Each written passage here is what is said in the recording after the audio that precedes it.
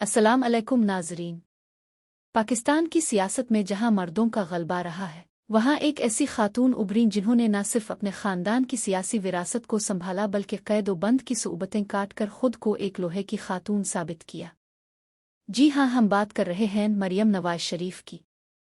एक ऐसी शख्सियत जिन्हें उनके हामी व दुख्तन मशरिक और उम्मीद की किरण कहते हैं, जबकि मुखालिफिन के लिए वो एक सख्त तरीन चैलेंज है।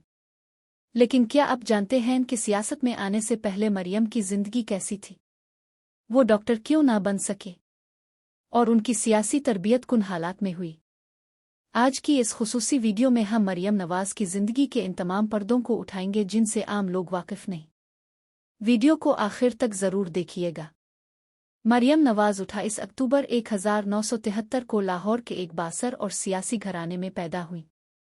उनके वालिद मियां मोहम्मद नवाज शरीफ इस वक्त सियासत के उभरते हुए सितारे थे और वालिदा बेगम कुलसूम नवाज एक आला तालीम याफ्ता और बावकार खातून थी।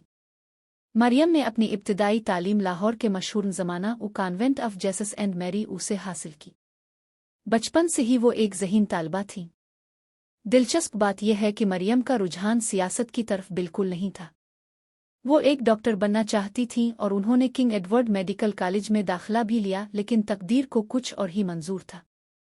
खानदानी रवायात और इस वक्त के सियासी हालात की वजह से वो अपनी मेडिकल की तालीम मुकम्मल ना कर सकें और बाद अज़ां उन्होंने पंजाब यूनिवर्सिटी से अंग्रेज़ी अदब में मास्टर्स किया। 1992 में जब उनकी उम्र महज 19 साल थी, मरियम की शादी कैप्टन रे मोहम्मद सफदर से हुई। ये शादी इस वक्त मीडिया की तवज्जो का मरकज़ बनी।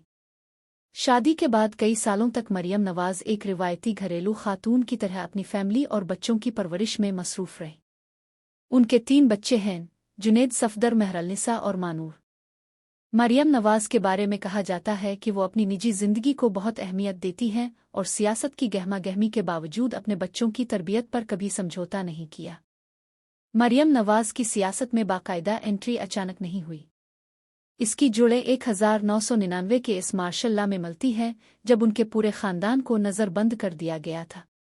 इस कठिन वक्त में मरियम ने अपनी वालिदा बेगम कुलसूम नवाज के साथ मिलकर आमरीत के सामने सर झुकाने से इनकार कर दिया। ताहम फ़आल सियासत में वो 2011 के बाद नजर आए। उन्होंने मुस्लिम लीग नून के सोशल मीडिया विंग को मुनज़्ज़म किया और नौजवानों को पार्टी की तरफ राग़िब करने में अहम किरदार अदा किया।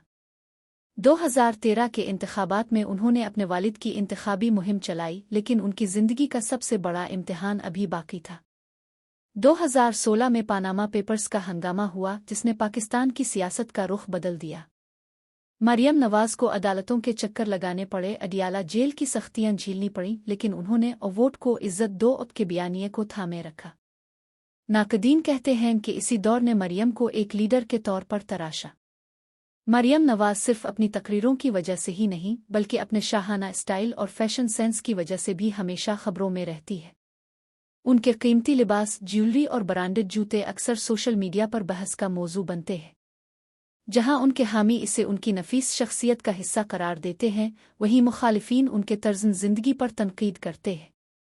2017 में बरतानवी अखबार दी गार्डियन ने मरियम नवाज को दुनिया की 11 बासर तरीन ख्वातीन की फहरिस्त में शामिल किया, जिससे उनकी बैन अल-अक़वामी मकबूलियत का अंदाज़ा लगाया जा सकता है। तोशा खाना के तहाइफ हों या किलिब्री फ़ॉन्ट का तनाज़ो, मरियम ने हर तनकीद का जवाब अपनी सियासी हिकमत अमली से दिया।